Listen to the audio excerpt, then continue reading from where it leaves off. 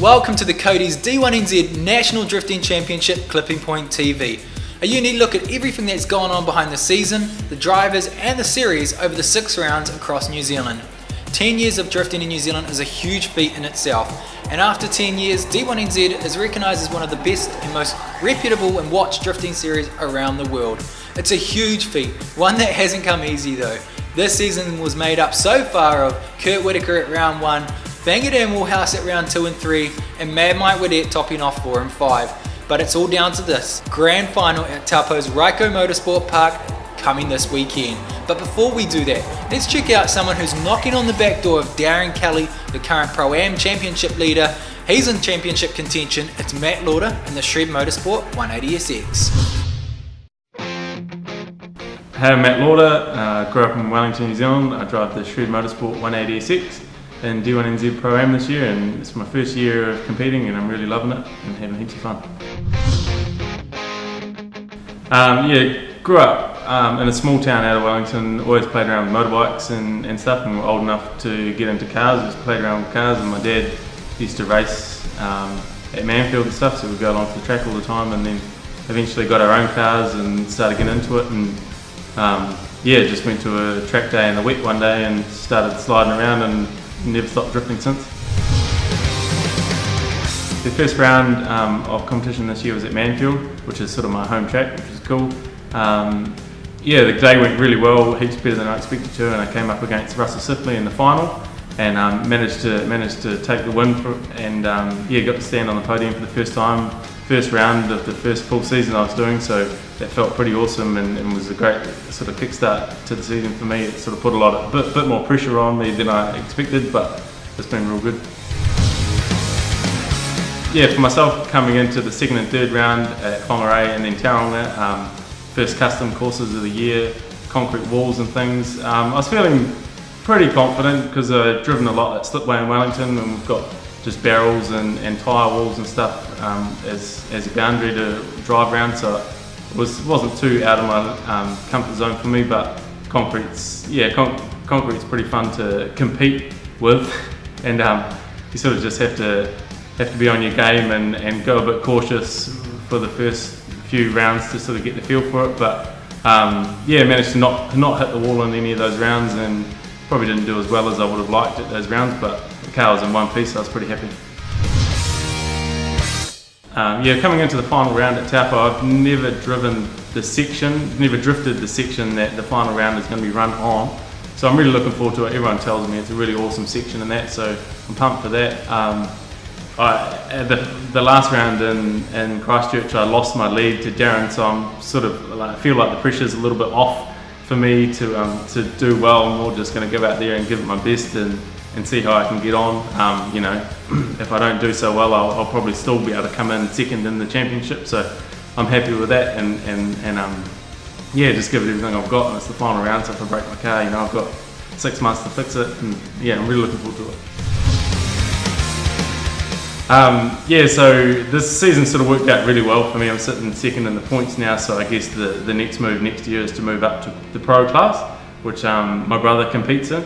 So that'll be real cool to compete against him. I actually started drifting before he did, and I was 10 times better than he was when he started, and I sort of gave it up for a while due to just money, and I got married and things, and he carried on, so he sort of passed me. But so I'm trying to get back up to his level and chase him, and it'll be good to compete in the same series as him next year, and hopefully we come up against each other in some battles and see who comes out on top. As most of you probably know, drifting's not a cheap or easy sport to be involved with, so it's taken a lot of time and money and effort to get to where I have got today. And so many people around me to thank for that. All the guys at Shred Motorsport, who I now work for, which is pretty cool. And they all help me a huge amount with my car, and I get to work on my car after hours at work and stuff like that. So that's awesome.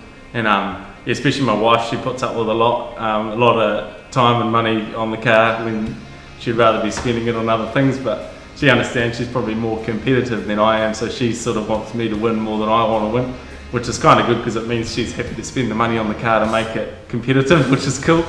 And yeah, obviously my brother pushes me to do well and helps me with things that he thinks I'm doing wrong or that's wrong with the car and stuff like that. So yeah, I've got an awesome group of people around me to help me out, and I think that's the reason that I can get to where I am today. It's cool. So all of that said and done, yeah, look forward to seeing everyone out at the Grand Final at Taupo Motorsport Park on the 22nd of June. Real excited about it. It's going to be a big one, and I'm going to be throwing everything I've got out on the track because this is what you do at a final. So it's going to be epic, and look forward to seeing you all there. So one to watch out for next season, Matt Lauder in the Shred Motorsport 180SX. He's going to be making that compulsory jump up no matter what happens this weekend to the Pro Series. The top 3 move up from Pro-Am to Pro every year, so he's going to be one to watch out for, especially if you're a Wellingtonian. Now coming into this round, $20 for the Saturday, $25 for the Sunday. VIPs have already sold out, they've gone, so that experience is going to be one for everyone who got in quick. Now one man who has already been a DK, 2006, 10 years of drifting, he's fought the whole time. He's a family man, he drives the only Holden Commodore, the Castrol Edge I should say, Holden Commodore in the D1NZ series.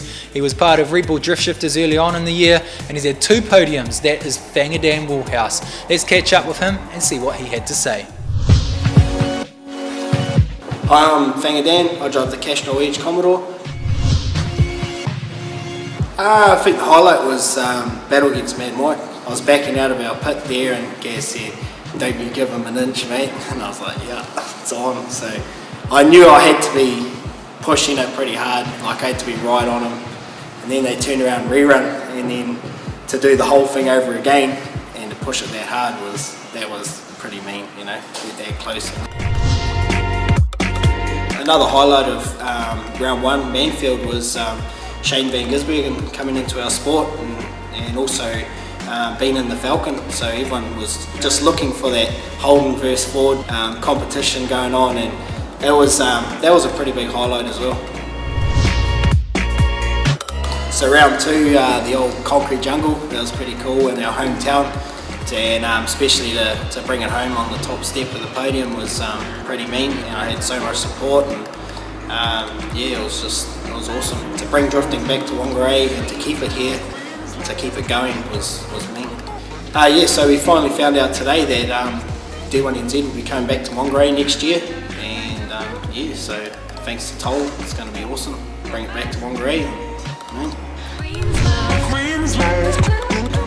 You know, like I love trying to push my limits and going real close to things, and also love, you know, new tracks. So like I find that I adapt pretty quickly to new places, and try and find a home with it as soon as I can, and don't let it, you know, beat me. Some of the highlight battles for me was, you know, like everyone pushed me pretty hard that day.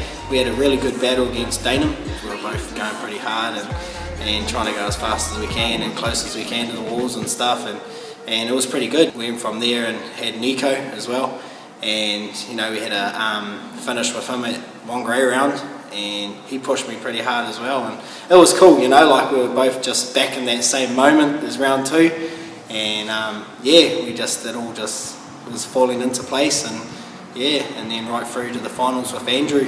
And I knew, like, I know my car's nowhere near as fast as his, but yeah, we just lock on the angle and just, yeah, put my car to go into places that a small car can't. And so I think that's sometimes an advantage to me, you know, and that's pretty cool.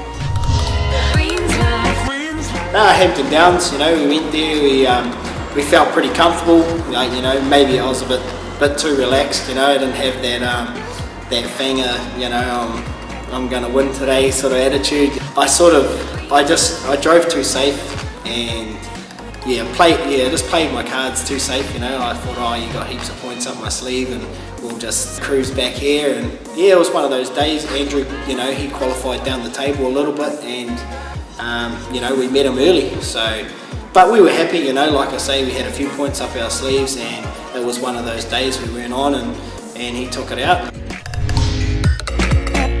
being back in the South Island was, you know, amping to get back down there. Like, that's one of the most awesome tracks to drift on. It's got so many corners, and yeah, it's the longest drift section that we have here in New Zealand. So to get back down there, and some of the other drivers that hadn't been there before, was good for them as well. And I think everyone learns a bit every time someone comes back from Christchurch. They learn more things, and especially when the battles, you know, how close they can get to people and mingle around, because like I say, you know, it's so long, so you've got 3, 4 corners, 5 corners to switch in front and really get up amongst, and more battle time, and that's what drivers need to progress.